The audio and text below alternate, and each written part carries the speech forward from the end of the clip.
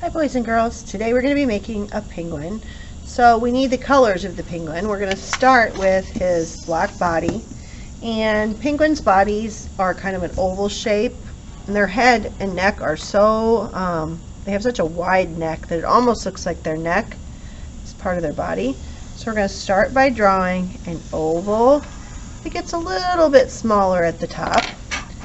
And you notice how I used most of my black paper? I want you to do that. I want you to do that today. Use most of the black paper that you have. Mrs. Walker's going to give you a pretty big piece of paper, and I want you to use most of your black paper for your penguin, okay?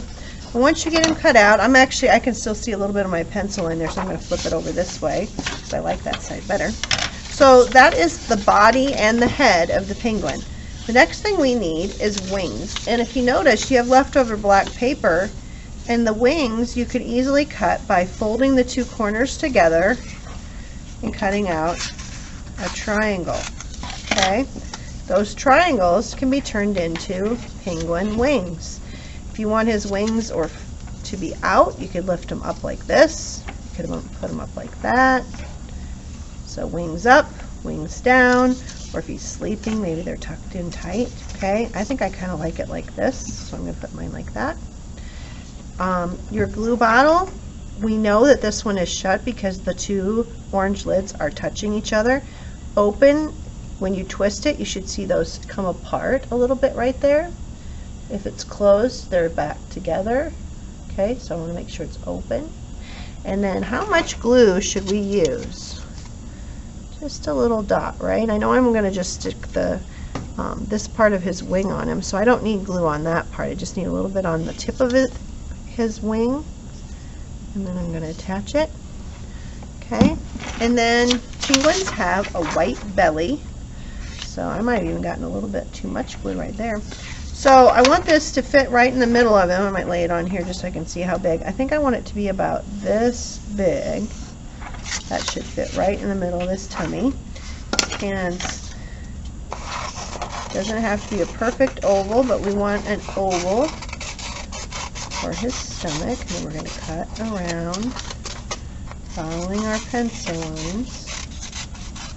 Okay, when you get that cut out, we don't need any glue in the center. We just need dots around the outside, or you could do a really skinny line if you were good at doing lines and not squirting too much. A little dot will do. There's his tummy. And then I've got more white here. I want to make two eyes, so I'm going to fold this in half. I'm going to draw my eyes. I kind of like them to have big eyes, but you can make your eyes any size you want. Big is easier to cut out too, I found. The smaller it is, the harder it is. Okay. There's my eyes, and since I folded it in half, I should have two eyes here, right? And I do. Perfect. There's my eyes. So I'm going to give them a little dot there, and a little dot there. Okay. Now, I need to make my feet and my beak. So, to make the feet, I'm going to start out, I want them to be just kind of little rectangles. So I think I'm going to start out by making two rectangles, and then I'm going to set them. Actually, I want them to be the same size, so I guess I should have overlapped my paper. But you want two rectangles, right, for the feet, but I want them to have little toes. So in order to make the toes, I'm going to do a snip that way and a snip that way, so I'm kind of cutting little triangles out. So I'm going to turn my scissors this way and then this way. This way and this way, and then I might do it one more that way. Actually, I think I might. Okay, so it kind of looks like he has little toes, and then I'm going to glue these on right here. And if you want your feet to stick out, you can put a little bend in there, and it'll almost look like he's walking. Okay, I'm just going to put a little crease in there because I kind of want mine to have a little bit of a 3D thing going on. Okay, there's my glue. A little bit of glue here. Now, do you have to have them sticking out? Nope, you can leave them flat down if you like it like that. And the other thing for the beak, there's a couple ways you could make the beak. You could just cut off the corner right here. If you like that, you could use that for the beak. Or if you want to make it a 3D beak, you're going to want a square.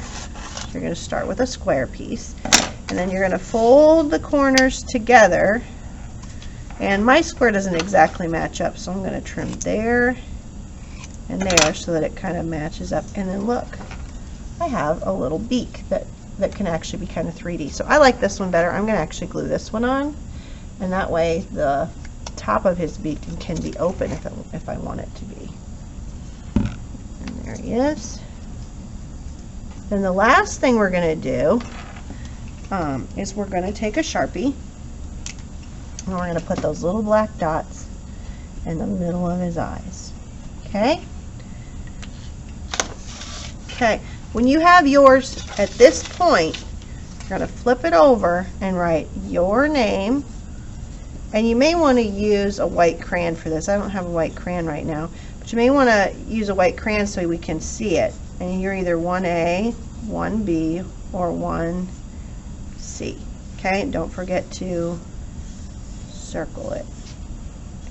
Then you're going to put him on the drying rack to dry, and next week we will be making some water to put him in. We're going to put little bubbles in our water too, so we're going to have a lot of fun with that. And maybe we'll even give him some other things like a hat or scarf. Okay, so put your penguin on the drying rack when you have your name and class code on the back and he's ready to go. Okay.